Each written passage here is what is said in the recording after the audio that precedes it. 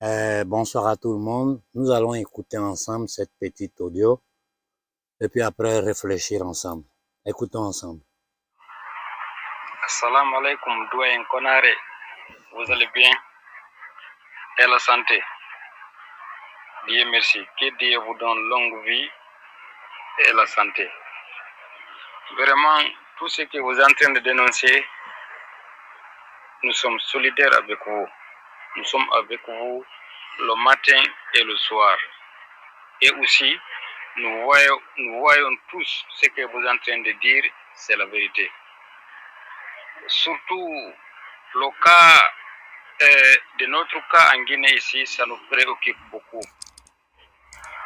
Affaire de cette France-Afrique, vraiment, ça nous fatigue énormément.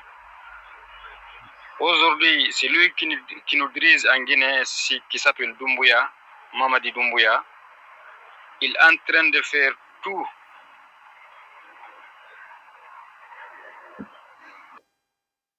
Doyen, c'est lui qui s'appelle Mamadi Doumbouya en Guinée.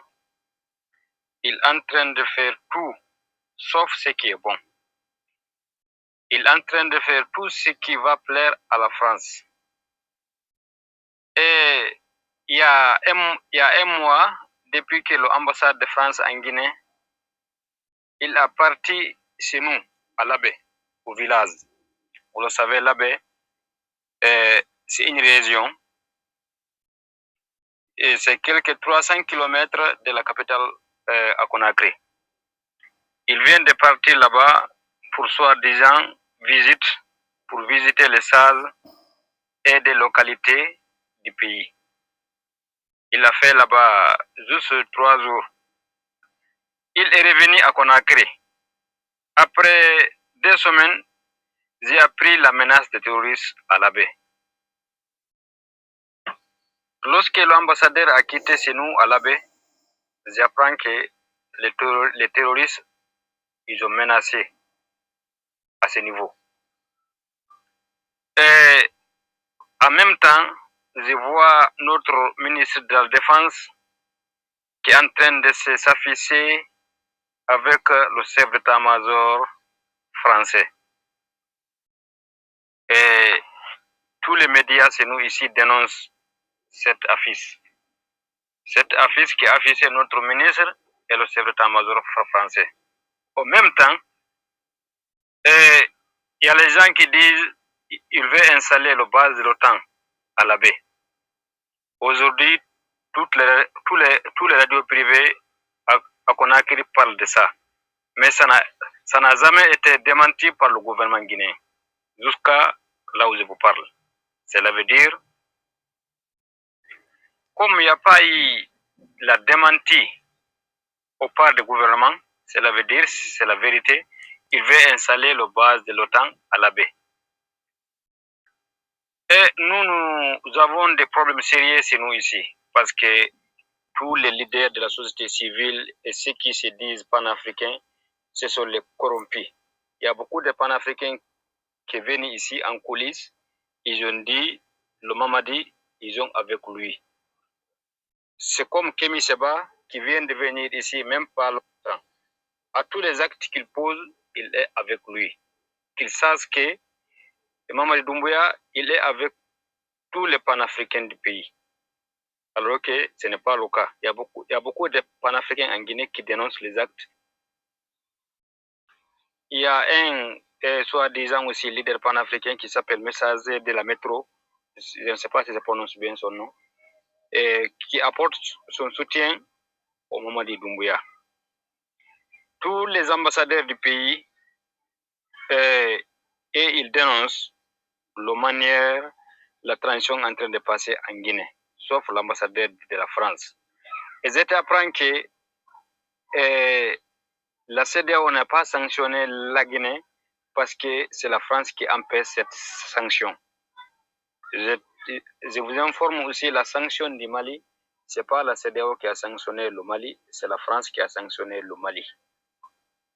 Et aussi, en Guinée, ce qui empêche la sanction, c'est la France. Ça, c'est clair et net. Les médias soi-disant indépendants ici dénoncent alors tout le monde, tous les leaders de la société civile ici et tous les politiciens dénoncent l'ingérence de la France et dans les affaires guinéennes. Aujourd'hui, à chaque jour, Mamadi Doumbouya, il va rencontrer avec l'ambassadeur de la France en Guinée. Et celui de l'Union européenne. C'est lui qui représente l'Union européenne en Guinée. Vous le savez, l'ambassade de la France et le palais Mohamed V, c'est quelques 500 mètres, voire même 500 mètres à 1000 mètres. Ils sont ensemble le jour et la nuit. Nous dénonçons à tout moment, mais nous n'avons pas eu quelqu'un crédible qui va être devant nous pour lutter contre ça. Tous les gens que nous avons qui sont des sociétés civiles, c'est le corrompu. Quand tu mets l'argent devant eux, c'est fini.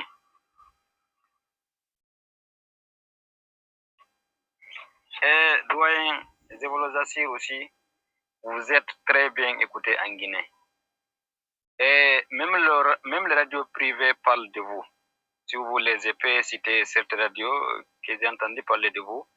Il y a un qui s'appelle Continental FM. Il y a un qui s'appelle Espace FM. Il y a un qui s'appelle Évasion FM. Le quatrième s'appelle Nostalgie FM. Et les 4 radios, là, je l'ai entendu parler de vous. Surtout l'Espace FM. Lorsque Kémy Seba a venu en Guinée ici, on l'a invité au niveau d'Espace FM. Les journalistes ont posé la question s'il a votre contact. Il a dit non. On l'a demandé s'il a rencontré avec vous. Est-ce que vous avez parlé au téléphone comme vous menez un combat noble, mais il a dit non. Donc, Bon, vous avez tous écouté l'audio du jeune frère. J'espère que ça a été bon. Je l'ai mis à côté du micro. Bon. Avant toute chose, je vais dire aux Guinéens, vous savez, quand on parle de panafricanisme, souvent les gens ne comprennent pas. Ça va vous surprendre. Mais si vous, Guinéens, aujourd'hui, moi, je me lève devant vous pour vous dire qu'un de mes grands-pères est guinéen, ça va pas vous surprendre. J'ai dit bien, un de mes grands-pères de sang est d'origine guinéenne. C'est un Kourouma. Donc, j'ai une très grande famille en Guinée. Ça fait très longtemps que je suis pas allé en Guinée. Je crois 94, 95, je me rappelle plus. Donc, je le dis pour ne pas que quelqu'un sorte comme au Mali pour me dire d'aller m'occuper de mon pays, la Côte d'Ivoire. Vous voyez? Je n'ai jamais dit à quelqu'un, alors que j'ai du sang guinéen en moi. J'ai du sang sénégalais en moi. J'ai du sang malien en moi. J'ai du sang ivoirien en moi. Nous sommes un peuple. C'est ce que nous devons comprendre. Pour ce qui regarde nos frères de lutte, bon, je ne sais pas, il y a seulement quelques jours, j'ai eu Donald au téléphone. On n'a pas parlé de la Guinée, on a parlé plutôt d'autres sujets. Je vais lui poser des questions sur ça. Mais je mets la main sur le feu devant vous tous sur l'honnêteté morale de Donald. Je ferme le discours là. Pour tout le reste, celui qui veut me parler, mon numéro est public. Je discute avec tout le monde. Je vous ai dit, c'est un combat collectif. Et ce qui s'est passé en Guinée, nous aurions pu l'éviter si j'avais été écouté. C'est-à-dire, on est là, vous pensez, on ne peut pas tout dire ici. Mais nous, on est capable aujourd'hui de sauver l'Afrique, de libérer notre peuple. Il suffit seulement que vous nous écoutez. Regardez ce que le Burkina est en train de devenir. Je vous avais dit que le coup d'État en Guinée était un coup d'État de l'OTAN. C'est-à-dire la France, les États-Unis ensemble. Ce que vous devez comprendre aujourd'hui, la chose importante, c'est pas la peine de rentrer dans des détails inutiles. Je vais vous lire le monde, ce qui est en train de se passer dans le monde. Je ne sais pas si en Afrique, vous suivez la politique internationale, mais regardez la position de Henry Kissinger par rapport à tout ce qui est en train de se passer. Regardez le premier ministre anglais qui a sauté. Regardez tous les scandales de drogue, de sexe qui sont en train de péter sur Scholz en Allemagne. Regardez les problèmes que le brigand qui est à la tête de l'Italie a en ce moment. Regardez les conditions dans lesquelles ce vieux atteint de démence sénile de Biden et sa famille. Les vidéos circulent partout.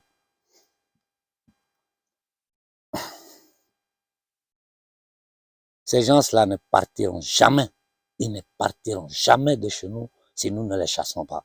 Ça, il faut que ça soit clair dans notre tête. Et je vous dis, la seule façon de pouvoir chasser ces gens-là, c'est que le peuple africain se lève en masse. Si nous nous levons en masse, je vous jure qu'en peu de jours, ce problème-là sera réglé. On n'a pas besoin de violence. On n'a pas besoin de violence. C'est-à-dire, le deep state international est en difficulté. À l'intérieur de la pyramide, il y a une guerre. C'est-à-dire, ils sont divisés en deux blocs en ce moment. Il y a ceux qui sont supportés par l'idéologie transhumaine, c'est-à-dire ceux qui veulent exterminer l'humanité, la tenir à un certain niveau, la mettre sous l'intelligence artificielle, la c'est-à-dire nous rendre totalement esclaves en commettant un génocide au niveau global. Et à ceux qui se sont rendus compte que cette chose-là, ça peut leur faire péter tout leur système, qui sont en train d'essayer de freiner ça. Voilà pourquoi vous êtes en train d'assister à toute cette fibrillation en Europe. Et nous devons profiter de cette situation pour nous débarrasser définitivement de la mafia internationale, autoproclamée communauté internationale. Nos dirigeants, ils ont peur. Alors que c'est le moment de ne plus avoir peur. Peur de quoi? Donc, vous avez peur de mourir, et puis vous êtes assis à un poste où vous travaillez pour les ennemis du peuple africain, vous vous enrichissez, et vous racontez des bêtises aux gens. Ce n'est pas acceptable. On ne peut plus accepter cette situation. Et ils ne s'arrêteront pas. Vous vous rappelez, des semaines à l'avance, je ne sais même pas s'il y a un mois de cela, je ne me rappelle pas de tout ce que je fais comme vidéo, mais quand j'ai eu les informations, je suis sorti, j'ai dit aux Maliens, j'ai dit, écoutez, le Mali est rempli, Bamako, c'est rempli de terroristes. Allez chercher dans mes vidéos, je vous avais déjà dit qu'il y avait des gens qui avaient infiltré le Mali, ils étaient à l'intérieur du pays. Doumbia est en train de vendre la Guinée, livrer les richesses de la Guinée. La raison pour laquelle Sékou Touré a souffert toute sa vie, surtout le pays d'origine de Samori Keïta. La raison pour laquelle Sékou Touré a subi tout ce qu'il a subi, les faux billets, les positions de Sékou Touré et Modibo Keïta, vous avez vu la réaction du réseau Fokar à l'époque en Afrique. Le seul survivant a été Sékou Touré. Mais ils l'ont acculé jusqu'à sa mort. Et il a essayé d'aider tous les frères autour, comme Modibo Keïta.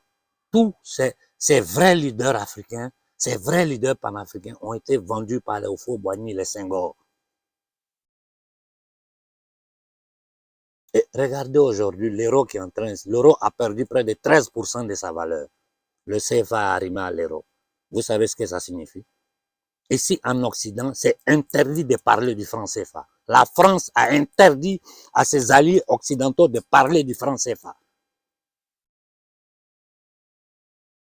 Un État comme l'Amérique, où le président a volé les élections, où aujourd'hui tous les draps, je ne peux pas rentrer dans les détails de ce qui se passe sur le plan international. Des gangsters internationaux, et nous parlons, on dit on va faire diplomatie avec eux, on va discuter. C'est du n'importe quoi. C'est du n'importe quoi. Et si nous ne nous levons pas, tous les dirigeants africains vont nous trahir. Ça, je vous l'ai dit. Ils vont nous trahir. Vous n'avez pas idée du pouvoir maçonnique, satanique qui dirige l'Afrique à travers les loges implantées en Afrique à la fin de la Seconde Guerre mondiale. Voilà comment ils dirigent l'Afrique jusqu'à aujourd'hui. Ils n'ont ni âme, ni pitié. Ils n'auront aucune pitié de nous. Et je leur dis, je répète ici, si quoi que ce soit arrive au colonel Koïta ou à un des membres du gouvernement malien, j'ai dit à l'élite française, nazie allemande, italienne, anglaise, le pays négrier États-Unis, je répète, si quoi que ce soit arrive à un membre du gouvernement malien, vous allez voir la réaction du peuple africain. Ça, c'est un. De deux, j'ai dit aux Guinéens, à l'intérieur de la Guinée, il y a des gens honnêtes. À l'intérieur de la Guinée, il y a des grands intellectuels, des gens très, très honnêtes. Ils sont encore dans le silence. C'est le peuple qui doit faire du bruit. Il faut que vous dégagez Doumbia là avant qu'il soit trop tard. Ce que le gosse a dit là, ils vont installer une base militaire là-bas. C'est plus un problème de France maintenant. La France, tant que ses intérêts sont maintenus, c'est-à-dire ses alliés occidentaux se taisent sur son brigandage, la France partage le butin avec eux. Regardez, moi, si vous voyez que je suis un peu silencieux, c'est-à-dire la scène que j'ai vue au Burkina, Blaise Compaoré reçu avec les honneurs, je me suis dit c'est fini. Il y a des gens encore aujourd'hui qui supportent Ouattara. Il y a des gens encore aujourd'hui qui sont derrière Ouattara. Si ce n'est pas par intérêt des corrompus, c'est sans doute par raison ethnique. Ça ne peut pas être autre chose. Ça ne peut pas être autre chose. Parce que, à moins que tu bois de l'eau par ton nez, donc c'est-à-dire que tu as un cerveau grillé, tu es incapable de produire une réflexion personnelle. Sinon, des gens comme Ouattara, Macky Sall, Sassou, toute cette bande de voyous là, ils ne pouvaient pas être encore sur pied en Afrique. Ils ne peuvent pas. Je vous avais averti sur l'opération militaire, la simulation militaire qu'ils étaient en train de faire pour nous occuper. Vous avez vu ce que le Congrès américain a voté. Ils menacent nos dirigeants. Même ceux qui sont un peu honnêtes, qui veulent faire quelque chose, ils se disent, bon Dieu, si je joue, si je tente, ils vont trouver quelqu'un autour de moi pour m'assassiner et puis prendre ma place. Attends, je vais me taire. C'est dans ça que nous sommes. Et comme Sékou Tounkara l'a dit, autour des militaires dans le gouvernement malien, il y a des vendus. On m'a donné les noms. Mais ça ne sera pas moi à le dire. Je préfère que vous-même, les Maliens, vous le dites entre vous. On ne peut pas rester dans ces conditions à lancer des discours. Et je répète de nouveau, moi, aujourd'hui, je ne suis plus seul. Quand je parle au nom de la confrérie des frères panafricains.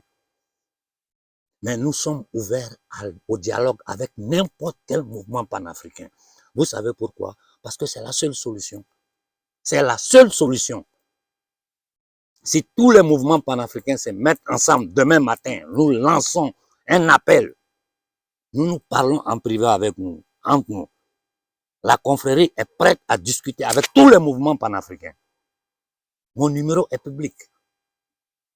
Nous parlons en privé entre nous. Nous décidons une date. Nous sortons, nous la lançons. Vous allez voir les résultats. Mais ce que je viens de vous dire, je vous jure qu'ils ne le feront pas. Ils ne le feront pas. Parce qu'ils ne sont pas libres. Moi, je suis un homme libre. Je suis ouvert à tout le monde. J'ai un seul objectif. Si vous vous rappelez les années en arrière, je disais, même si le diable me demandait de lui donner ma vie pour libérer l'Afrique en échange, moi je l'aurais fait. Donc je suis prêt à parler avec tout le monde. Je suis prêt à parler avec tout le monde. Je suis assis là, j'ai lancé un appel, personne ne me répond. J'assiste. Mais je vous jure, sur la tête de nos ancêtres, si nous ne nous levons pas, c'est que nous allons subir. Vous n'avez même pas la minime idée. Beaucoup de nos dirigeants africains, ils ne savent même pas de quoi nous parlons. Vous me parlez de certains frères comme... bon. Vous voyez, je me tiens à distance d'eux parce qu'ils font partie des partis politiques. Moi, mon objectif, notre objectif, c'est nous débarrasser de tous ces vieux partis politiques-là et mettre des panafricains au pouvoir partout en Afrique. Ça ne veut pas dire que nous voulons chasser tous les anciens politiciens. Mais aujourd'hui que le peuple est conscient que le peuple s'élève, même ceux qui ont volé dans le passé, on est prêt à pardonner. Alignez-vous sur la position du peuple. Et nous allons finir avec cette chose-là. On n'a pas autre solution. Ou bien toute l'Afrique s'élève pacifiquement. S'ils voient 50 millions d'Africains sur pied un jour, le monde entier tremble. Et vous le savez vous-même. Et demandez à vos leaders, je le dis publiquement, pourquoi ils ne s'approchent pas de moi? Je leur ai fait quelque chose. Qu'est-ce que je dis qu'eux, ils ne peuvent pas dire? Et même si même si ma tête ne plaît pas à quelqu'un, mais c'est pas important. Ce qui est important, c'est notre objectif. Il y a des gens que moi, je ne supporte pas du tout. Mais pourtant, je discute avec eux. Parce que quand je les vois dans leur ego, dans leur bêtise, je regarde, je dis, bon, c'est pas grave. Chacun est fait à sa façon. Et puis, l'important, c'est quoi? C'est l'objectif. Donc, je bouche mon nez Et puis j'ai dit, allons en avant. Parce que ce problème-là, il me dépasse. Il dépasse nous tous. Et ce n'est qu'ensemble que nous pourrons nous en sortir. Et je vous dis, regardez comment ils ont encerclé la Russie avec les bases militaires. Regardez comment ils ont encerclé la Chine. C'est la même chose qu'ils sont en train de faire chez nous. Et ils disent qu'eux, ils sont supérieurs aux autres. Je parle de l'État négrier américain. Ils disent qu'ils sont supérieurs aux autres. Donc c'est eux qui doivent diriger le monde. Là. Diriger le monde, ça signifie voler, piller les richesses du monde en battant une fausse monnaie, le dollar qui est en train de s'écrouler. Cette monnaie de la mafia ashkénaze et khazare, sous tutelle, je dis bien sous tutelle de l'élite satanique anglo-saxonne qui dirige le monde à travers les loges maçonniques qu'ils ont implantées partout. Le pays où j'ai vu l'Italie n'est pas un pays libre. Aujourd'hui, les Italiens se rendent compte. Aujourd'hui, les Italiens se rendent compte et ils sont sur pied de guerre. Le gouvernement italien est en train de trembler. Et ça ne va pas durer, il va sauter. L'usurier qu'ils ont mis à la tête de l'Italie, qui veut inoculer le peuple italien par force, là, dans peu de temps, il va partir. Nous avons une chance. Je dis bien, nous avons une chance aujourd'hui que depuis des siècles, l'Afrique ne l'a pas eu. Les Oufo, les Senghor, ils n'avaient pas de choix que trahir. Mais vous, aujourd'hui, vous avez des choix. Ou la liberté, vous avez des grands frères qui savent ce qui se passe, qui sont devant, qui veulent vous aider. Mais vous-même, quand vous me regardez, moi, je suis assis chez moi ici, tranquille. J'ai ma petite vie. Je ne suis pas riche, hein, mais je ne meurs pas de faim. Pourquoi je vais me jeter dans des choses jusqu'à ce que je me retrouve avec des procès sur le dos? Moi, j'ai vis caché. Vous n'avez pas aidé des menaces que nous recevons. Peuple burkinabé, dans notre précaré là, Burkina, Guinée, Niger, Sénégal, Côte d'Ivoire, Mali. J'ai dit, si ces pays-là, nous arrivons à nous lever ensemble le même jour, le combat est gagné. En Côte d'Ivoire, si on donne une date que l'assassin qui est à la tête de la Côte d'Ivoire sait que c'est toute l'Afrique qui va se lever, il n'a pas cœur de dire il va vous toucher. C'est nous-mêmes qui allons l'envoyer à la Cour pénale. Je te dis, nous allons déposer des dossiers contre lui parce qu'aujourd'hui, tout est documentable et vous verrez que ces patrons occidentaux vont l'abandonner. Déjà, ils sont en train de l'abandonner.